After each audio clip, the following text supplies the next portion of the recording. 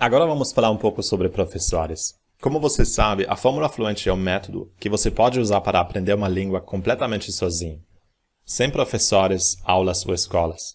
E de fato, eu aprendi a maior parte das línguas que eu falo sem professores, o português também.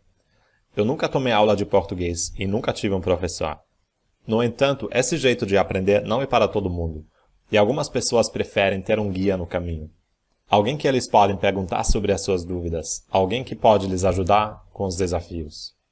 Isso é a verdadeira tarefa de um professor, ele tem que responder às perguntas dos alunos. O aluno deve fazer o trabalho de aprender o idioma, e o professor tem o trabalho de tirar as dúvidas. É o aluno que tem que caminhar o caminho, mas o professor pode te mostrar esse caminho, e ele pode identificar, corrigir e explicar os seus erros. E ele pode responder qualquer pergunta. Já falei várias vezes do mestre chinês que me ensinou muita coisa sobre o cérebro humano quando eu era mais jovem. E ele sempre iniciou as suas lições com a mesma pergunta. O que você quer me perguntar? E isso realmente faz sentido. O negócio é o seguinte, com todos os problemas que você encontra durante os seus estudos, existem apenas dois cenários possíveis. Ou você sabe a solução para o problema, ou você não sabe. Se você sabe a solução, então você deve resolvê-lo sozinho. Se você não sabe a solução, você tem que perguntar para o professor. Portanto, as aulas do chinês foram totalmente baseadas em perguntas e respostas. E eu acho isso genial. Claro, ele podia simplesmente dar dicas aos alunos, dar comida educativa, mas ele preferiu que os alunos façam a maior parte do trabalho sozinho e que eles só falem com ele sobre as suas dúvidas. Este método funciona muito bem, pois assim o aluno vira mais independente e utiliza a própria cabeça, em vez de esperar de braços cruzados que o professor resolva seus problemas. Quando a gente resolve os nossos próprios problemas, com a orientação de um bom professor, mas descobrindo a essência do desafio sozinho, aí a gente aprende muito mais do que quando ficamos mais passivos no processo de aprendizado. Então, meu conselho mais importante para trabalhar com o mentor, o professor, é o seguinte: as aulas são para tirar dúvidas de estudos realizados em casa. E o que dizer de aulas em grupo? Aulas em grupo têm vantagens e desvantagens. A principal vantagem é que elas podem ser mais divertidas. É mais agradável estudar com amigos do que sozinho. Vocês também podem se ajudar uns aos outros. No entanto, estudar com amigos pode também ser uma distração. Isso pode significar que você é menos efetivo do que quando você estuda sozinho. O maior problema de estudar em grupos é que cada corrente é apenas tão forte quanto o seu elo mais fraco.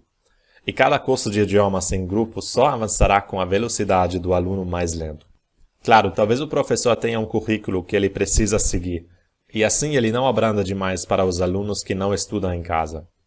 Mas mesmo assim, se você desejar obter a fluência em 4 meses, e se você sempre faz os deveres e os exercícios, aí pode ser um pouco frustrante gastar muito tempo em perguntas que já são muito fáceis para você. O mesmo ocorre se você é o aluno mais fraco da turma, porque você não tem o tempo necessário para estudar em casa.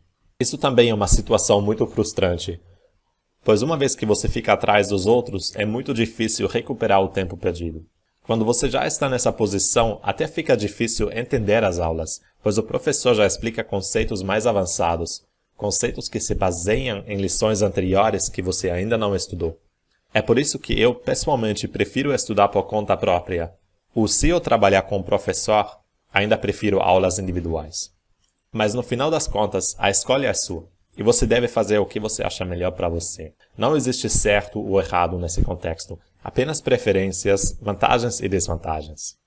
Você conhece o ditado que, em terra de cegos, quem tem o molho é rei? É um ditado em inglês e ele basicamente implica que não é preciso muito conhecimento para impressionar um iniciante. Se você nunca tocou a bateria na sua vida, até um baterista que alcançou um nível intermediário vai parecer um mestre de seu instrumento. O mesmo acontece com os professores de idiomas. Só porque alguém sabe mais do que você, isso não quer dizer que ele é necessariamente um bom professor. Eu recomendo que você estude com alguns professores diferentes, se possível, especialmente se o primeiro não for muito bom. É sempre bom ter uma comparação. Um bom professor não precisa apenas saber a língua que ele está ensinando. Ele também precisa saber explicar as coisas de um jeito que você consegue entendê-las. E o último critério, mas não o menos importante, é a química. O relacionamento de professor e aluno é sempre uma coisa muito íntima. E por isso eu recomendo escolher um professor que você goste. E a antiga pergunta, você deve escolher um professor estrangeiro ou um professor brasileiro? Às vezes até pode ser melhor escolher um professor brasileiro, se esse professor realmente atingiu um nível muito elevado na língua que ele está ensinando, pois ele conhece os desafios que você está enfrentando, porque ele já passou pelas mesmas dificuldades quando ele ainda era um aluno. E por isso, ele geralmente também pode explicar toda a gramática para você. Tem alguns professores nativos que não sabem a gramática do próprio idioma deles, porque eles nunca passaram pela fase de competência consciente. Eles aprenderam o idioma apenas intuitivamente quando eles ainda eram crianças, e por isso eles só têm a competência inconsciente. Se você escolher um professor estrangeiro, por outro lado, você pode escolher um que já estudou português. Quer dizer, um professor que já provou que ele sabe como aprender uma língua estrangeira. A alternativa é aprender de um professor que não fala português. A vantagem nesse caso é que você vai ter mais imersão. Ele não tem como explicar as coisas em português, então você vai ter que aprender rapidamente. E isso também pode ser uma vantagem. Ambas as abordagens são válidas. Talvez você até queira misturar os dois, e começar com um estilo e mudar para outro estilo depois. Para alunos que são iniciantes, por exemplo, eu prefiro explicar as coisas na língua deles, pelo menos durante as primeiras semanas. Uma vez que eles chegam ao threshold, ou seja, quando eles já conseguem manter uma conversa básica, aí eu começo a ensinar tudo no idioma que eles estão aprendendo, para fornecer imersão adicional.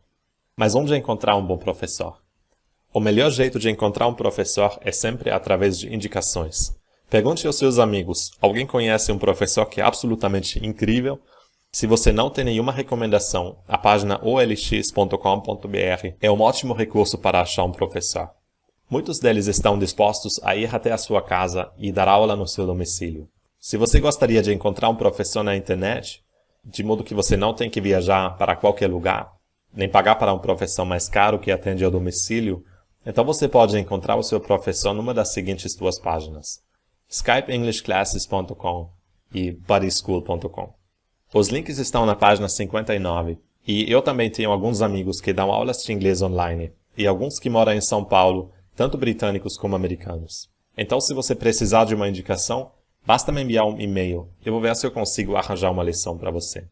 Eu não recebo comissão por apresentar você a esses professores, mas se você precisar de uma recomendação, eu posso ajudar com isso.